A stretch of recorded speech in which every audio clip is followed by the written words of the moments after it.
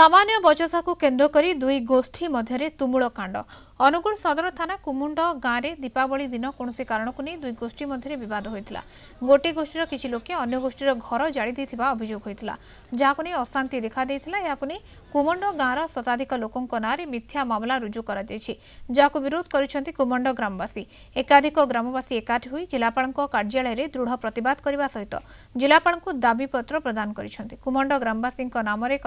मिथ्या मामला प्रत्याहार करने को दाबी करा जाउछि, नहले आगामी दिन में आंदोलन करेंगे बोली चेतावनी देछंती ग्रामवासी।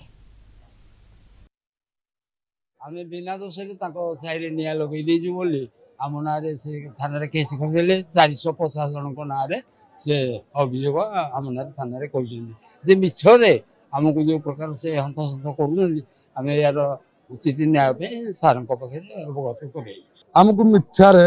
SC/ST केस कही धमक समक दौर निराते करें से विरोध में जहाँ भी आलिगेसन कले पुलिस आम कथा कि शुणुना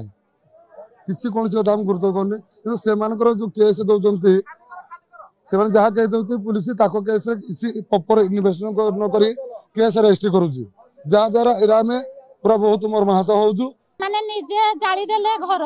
घर निजे जाली देकी आम गाँ पिला मान नारे देले से गाँ पिला माने जाली देले बोली तेणु करी आम नारे FIR देइछंती आउ आम को SC/ST कोटारे